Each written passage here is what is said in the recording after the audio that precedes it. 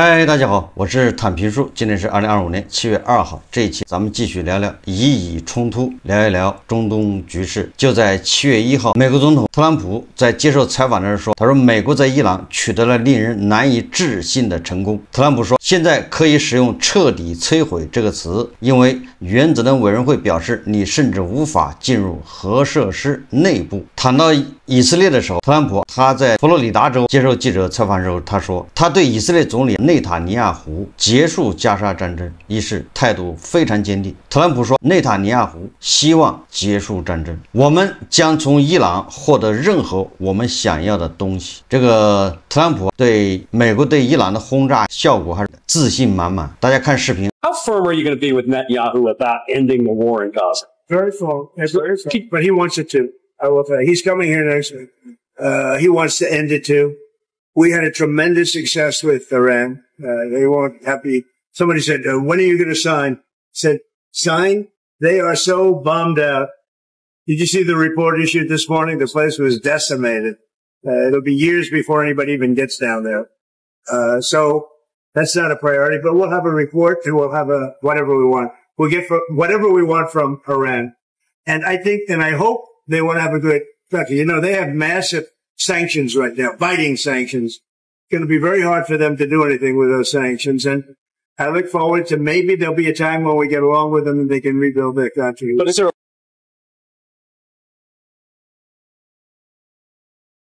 但是根据美国情报部门6月25日表示，根据初步评估，美国的空袭并未摧毁伊朗的核能力，很可能只是使其计划倒退了几个月。同时，根据6月27日卫星图像显示，美军空袭后，福尔多核设施附近仍然有施工迹象，包括建筑工人在弹坑附近作业，操作挖掘机和推土机等设备。6月29日的卫星图像进一步显示，通风井附近有挖掘机、起重机和工作人员。山脊下方的道路旁停有车辆，作业活动的可能目的修复美军空袭造成的损坏，继续推进核设施建设或维护工作。就此，美国方面还没有发表具体的评论。伊朗外交部长阿拉格齐表示，恢复与美国的谈判需要时间，并强调伊朗不会在受到威胁的情况下进行谈判。我们看看以色列，当地时间7月1日，以色列国防部发布崛起的雄狮，就是雄狮的力量行动评估报告，详细总结了在此次针对伊朗的军事行动中多项以色列自主研发的武器系统表现。报告称，以军多层防空体系成功拦截了86%的伊朗弹道导弹，拦截无人机成功率超过99%。以军无人机完成了500余次对伊朗境内打击任务。此外，以色列卫星系统捕捉伊朗境内超过12000张高清图像。报告还称，以色列近年来持续升级铁穹箭式和大卫投石索等反导系统，并于行动前成功完成针对无人机群的铁穹拦截测试。以色列对伊朗的军事行动报告都已经出来了，详细数字，这就是他们的战果。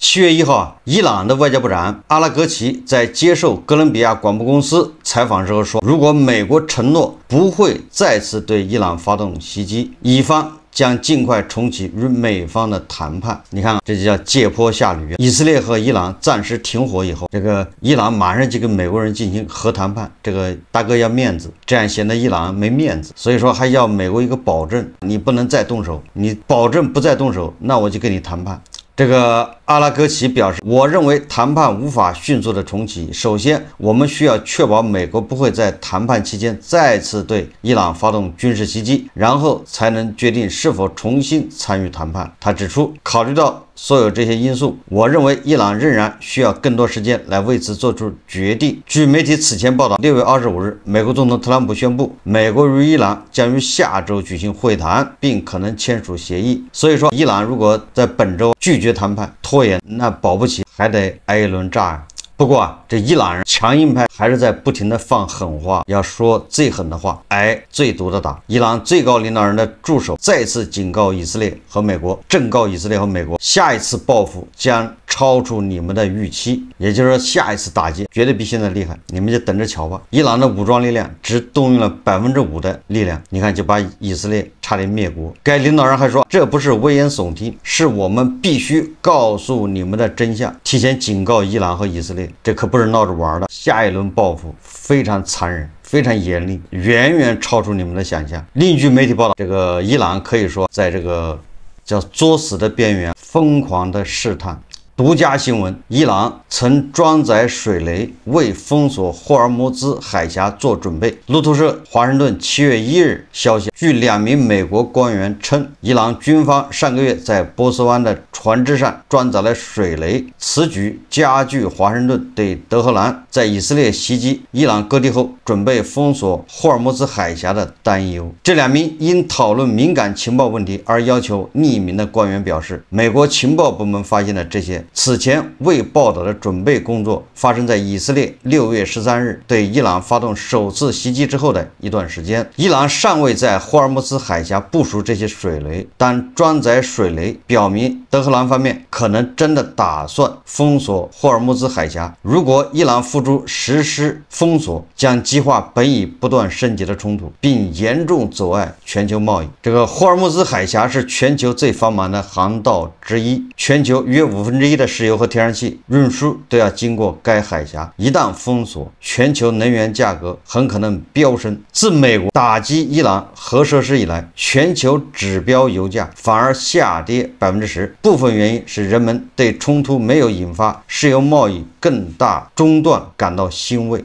路透社无法确定在以色列伊朗空战期间，伊朗是何时装载水雷的。这些水雷一旦部署，将有效阻止船只通过这条关键的通道。这个路透社还说，目前不清楚这些水雷是否已经被卸载。消息人士没有透露美国是如何确定水雷已经被装载到伊朗船只上的，但此类情报通常是通过卫星图像、秘密人力情报或2种方法结合的方式收集的。路透社他说伊朗人已经把这个水雷放在了船上，那到底是怎么用的他没有说，也就是伊朗人打算用水雷去摧毁这个油轮，造成霍尔木兹海峡拥堵或者就被封锁。实际上霍尔木兹海峡这个适合通船的地方很窄，满载原油的油轮从霍尔木兹海峡通过，它航道非常窄，只要在窄窄的航道那儿沉下去一条船，很有可能造成霍尔木兹海峡被封锁。那伊朗人到底是用鱼雷摧毁这个油轮，还是说把那个装了鱼雷的船自沉，造成霍尔木兹海峡人为的造成它拥堵？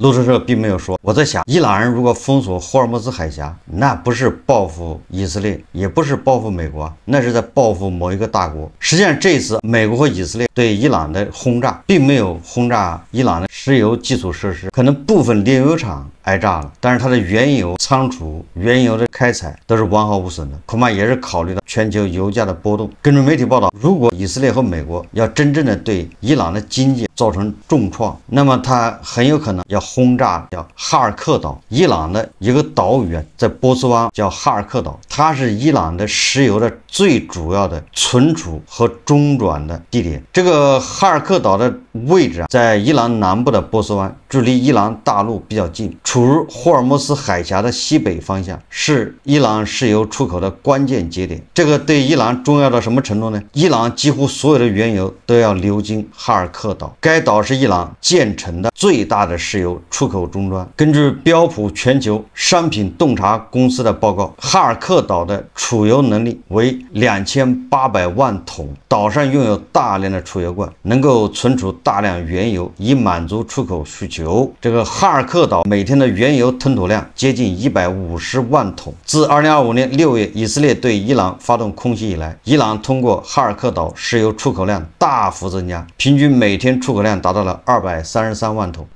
说这个什么意思？也就是伊朗人所谓的封锁霍尔木兹海峡，也只是做做样子。他哈尔克岛的原油要运出来，要卖掉，他必须要走霍尔木兹海峡。如果他在霍尔木兹海峡沉船造成海峡事实上的封锁。那么他自己也是一滴油都卖不掉，给自己拔氧气管。以色列人和美国人不去炸伊朗的重要的哈尔克岛，某种程度上，一是考虑到全球油价平稳，第二也是考虑到霍尔木兹海峡。如果你把伊朗的原油储藏设施、中转站、重要的基础设施全给它炸掉了，那伊朗破罐子破摔，很有可能在霍尔木兹海峡制造事实上的封锁，因为它一滴油都卖不掉了，它没有石油出口，所以说霍尔木兹海峡伊朗人更离不开。以色列部长暗示伊朗政权更迭，分享了包括内塔尼亚胡和巴拉维影像的人工智能视频。这个是以色列创新、科学和技术部长加姆列尔在社交媒体上发布了一段人工智能生成的视频，题目为“明年德黑兰将自由”。视频画面中，以色列总理内塔尼亚胡和他的妻子萨拉手挽手走在伊朗首都的一条街道上。视频还展示了流亡的伊朗王储巴列维和他的妻子在类似场景中行走的镜头，最后以以色列和伊朗帝国旗帜并排出现而结束。大家都知道，以色列和伊朗现在是这种交战状态，实际上是两个政权，伊朗是神棍政权、教士集团，跟以色列现在的政权之间的矛盾。但是两个国家的历史悠久，历史上这就是以色列人民和伊朗人民，就波斯人，那关系还是比较深厚的。曾经这俩国家或者就是波斯人民和以色列人关系也比较友好，还是因为伊朗内部发生伊斯兰革命，导致伊朗跟美西方，尤其是跟以色列关系比较紧张，紧张到什么程度？紧张到大国现在已经开始提醒大国公民暂勿前往伊朗。7月2日，大国驻伊朗大使馆发布重要通知。近日，以色列与伊朗实现停火，但地区局势仍存在很大不确定性，伊朗安全形势依然严峻复杂。外交部提醒大国公民暂勿前往伊朗，大国驻伊朗使馆提醒大国公民严格遵守相关安全提醒。如大国公民坚持前往伊朗，有可能面临极高安全风险，并可能影响其获得协助的时效。这个大家也知道，这大国大使馆发布这样的提醒非同一般。为什么？当初2022年2月24号，俄罗斯全面入侵乌克兰，大国的使馆都说没有关系，不要怕，美西方都组织从乌克兰撤侨，大国没有。那这一次在伊朗，大国建议大国公民不要去伊朗，那就说明将来某一天甚至很快要发生比俄罗斯侵略乌克兰更严重的冲突，只能这么理解。以冲突以后，伊朗举行史无前例的大规模集体葬礼，为这次战争中被以色列精确斩首的60多名高级将领和核专家举行集体葬礼、国葬。伊朗这种过山车式的大起大落感情戏的确让人佩服。但就在这个时候，以色列的摩萨德仍在伊朗出没，执行各种各样的任务。伊朗的德黑兰时报6月30号报道，他说，随着伊朗在全国范围内搜捕以色列间谍，伊朗司法机构下令在全国范围内设立特别法庭，起诉相关被拘留者。伊朗和以色列停火后，伊朗方面持续大范围搜索间谍。伊朗情报部门日前发表声明说，其核心任务是持续打击和清除渗透分子、间谍以及特工网络，特别是美国中央情报局、以色列情报和特勤局，也就是摩萨德等外国间谍组织人员与代理人。另一方面，摩萨德高官近日罕见接受媒体采访，公开炫耀袭击伊朗的令人难以想象的成果。摩萨德在本次冲突中做了什么？在伊朗渗透有多深？伊朗又应该如何应对？这是德黑兰时报报道，伊朗的媒体。那么摩萨德渗透伊朗有多深呢？摩萨德局长巴尔内亚日前透露，高峰期有数百名摩萨德特工活跃在伊朗境内，摩萨德花了数月甚至数年时间，只为等待正确时机。以色列方面称，此次冲突中多名遇袭的伊朗高级将领和核科学家位置由以色列情报网络确定。摩萨德还对伊朗发动心理战。美国华盛顿邮报报道说，以方直接致电20名伊朗的高级将领，并发出威胁：你有12个小时带着妻子和孩子逃跑，否则你会出现在我们的名单上。根据报道披露的部分通话录音，摩萨德方面威胁伊朗高官说，我们比你的脖子上的血管更靠近你，记住这一点。有分析认为，此举旨在恐吓伊朗高级官员，扰乱和破坏伊朗政权的稳定。德黑兰时报最后他说，以将如何行动？一停火后，摩萨德罕见公开表示，以色列对伊朗的历史性行动值得称赞。摩萨德局长巴尔内亚在声明中说：“我们将继续密切关注所有已知的伊朗项目，我们对这些项目非常熟悉，会一直在那里。”他还感谢美国中央情报局使这次行动成为可能。大家都知道，以色列以前很少对摩萨德的活动发表公开评论，也就是以色列政府他的态度长期都是就不承认也不否认，干就完了，干完了之后随便你们怎么报道，他不承认，他也不否认，他也不辟谣。大部分案件都是伊朗方面指责或者媒体通过采访以色列消息人士披露，政府从来不承认不否认。所以这一次摩萨德这个局长公开出来讲话，这非常罕见。为应对以色列的渗透，伊朗持续搜捕以色列间谍。据伊朗法尔斯通讯社6月25日报道，6月13日以来，伊朗已有700多人因涉嫌为以色列从事间谍活动被捕，部分人经过司法程序后遭处决。这些遭到处决的人也是倒霉蛋，就像极了这个曹操说借梁官的脑袋一用，就这么个效果。你说这么短短的几天里面把人家抓住了，就马上就枪毙，经过这个简易审讯程序，验明正身就杀了。实际上就是找几个替死鬼，说我们已经抓住了摩萨德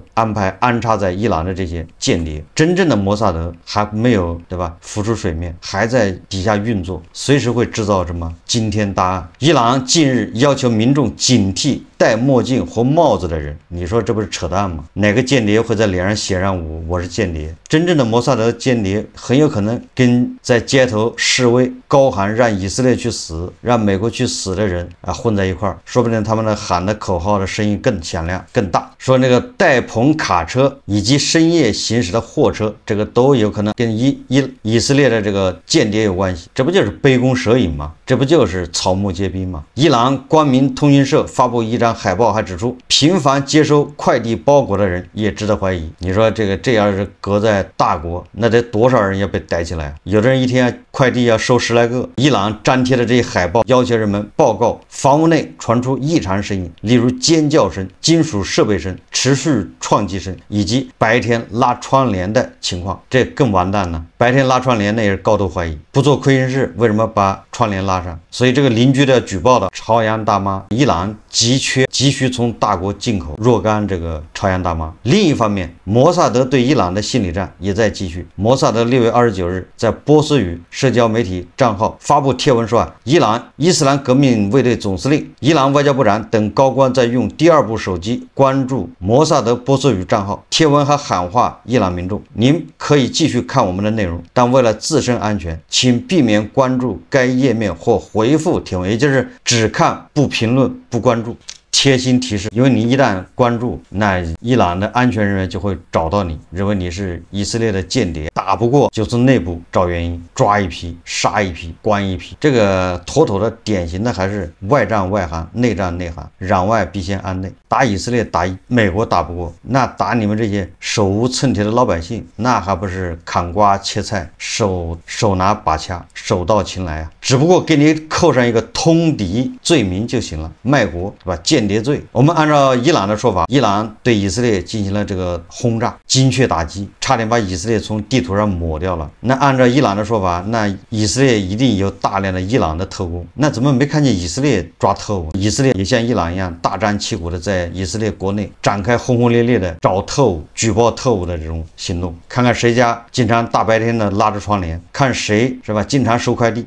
这个都要好好查一查，为什么美以开战，间谍只出现在伊朗？这个问题值得深思啊。最后我们再看看这个叫 no 作 no die， 不作不死，这是央视新闻报道。胡塞武装袭击以色列，胡塞武装高超音速导弹袭击以色列。当地时间7月1日夜间，也门胡塞武装军方发言人叶海亚·萨雷亚发表声明称，胡塞武装通过巴勒斯坦2型高超音速导弹对以色列的特拉维夫本古里安机场进行了袭击，并成功命中目标，造成机场运行中断。此外，胡塞武装还通过无人机袭击了以色列特拉维夫、阿什凯隆、艾拉特等3地。这个胡塞武装这叫不作不死啊，自寻灭亡。等收拾完伊朗，恐怕下一个就是胡塞武装。这个也是秋后的蚂蚱，蹦跶不了几天了，兔子的尾巴长不了，因为它的靠山伊朗现在只剩下嘴了，全身就是嘴硬。美国的战略智库叫什么战略与国际问题研究中心，他说特朗普10月叫俄派克访韩时或与金正恩在板门店会晤。不管怎么说，特朗普现在疯狂的蹭这个司令官的流量，蹭现在朝鲜是当红炸子鸡，敢于出兵俄罗斯，敢于跟这个北约国家作战，这个比伊朗是不是更加厉害？人家不是放导弹，不是乱炸，人家是派人肉搏，真刀真枪，现在是地表最强，谁也不怕，所以他是流量担当。所以特朗普现在没事去蹭司令官的流量，是不是说明特朗普已经把眼光盯向了司令官，也就是告诉司令官你就是下一位，请做好准备。好，这期节目我们就聊到这里，感谢大家收看。如果喜欢我的节目，欢迎订阅转发，也可以在下方留言评论，谢谢大家。